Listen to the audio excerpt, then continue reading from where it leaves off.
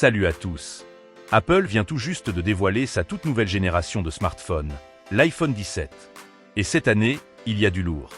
Nouveau design, écran 120 Hz, bloc photo revue et même un tout nouveau modèle, l'iPhone 17R.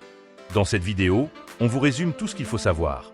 Prix, caractéristiques, date de sortie, performance. C'est parti. Partie 1, date de sortie. L'iPhone 17 a été officiellement présenté le 9 septembre 2025 lors de la keynote Apple.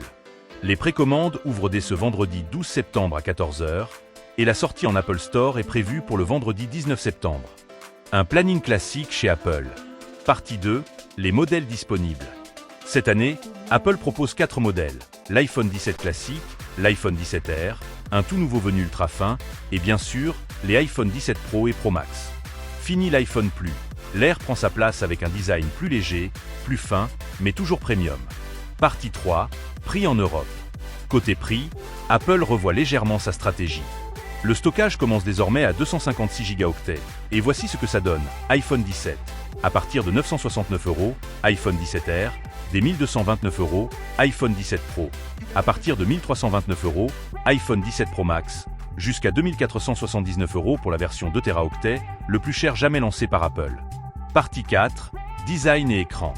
Visuellement, les changements sont enfin là. L'iPhone 17 classique gagne un écran plus grand, 6,3 pouces, OLED LTPO à 120 Hz, avec la technologie ProMotion. Même l'Always On Display arrive sur le modèle de base. Le modèle R impressionne avec une épaisseur de seulement 5,6 mm, un écran 6,5 pouces très lumineux, jusqu'à 3000 nits, et un châssis en titane. Les modèles Pro conservent leur grande dalle, jusqu'à 6,9 pouces, et inaugurent la nouvelle protection céramique Shield 2, plus résistante que jamais. Partie 5, appareil photo. Apple frappe fort aussi côté photo. L'iPhone 17 classique embarque désormais 2 capteurs de 48 mégapixels, avec un zoom X2 optimisé, et un capteur selfie de 18 mégapixels en format carré. Le modèle R est plus simple, avec un seul capteur 48 mégapixels, mais propose un zoom X 200 pertes. Les Pro et Pro Max embarquent 3 capteurs de 48 mégapixels, dont un téléobjectif avec zoom optique X4, extensible à X8. Ils sont aussi compatibles Pro RAW pour les pros de la photo et de la vidéo. Partie 6, performance.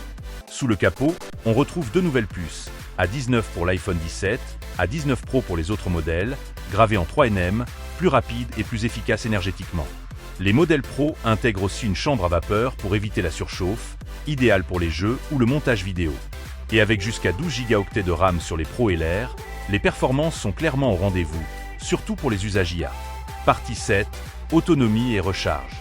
Apple promet une meilleure autonomie, sans annoncer les chiffres exacts. Le Pro Max reste le champion, tandis que l'Air, plus fin, pourrait être un peu moins endurant. Bonne nouvelle, la charge filaire passe à 40 watts, avec 50% en 20 minutes. Et la charge MagSafe monte à 25 watts sur la plupart des modèles. Partie 8, couleurs et finition.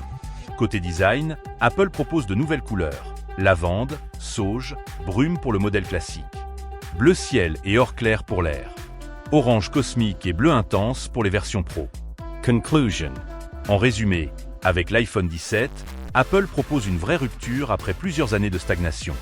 Design affiné, écran 120 Hz généralisé, photo revue, nouvelle puce et même un modèle inédit avec l'iPhone Air. Est-ce que ça justifie les prix? Ça, c'est à vous de voir. Mais une chose est sûre, Apple veut reconquérir les utilisateurs qui attendaient du vrai changement.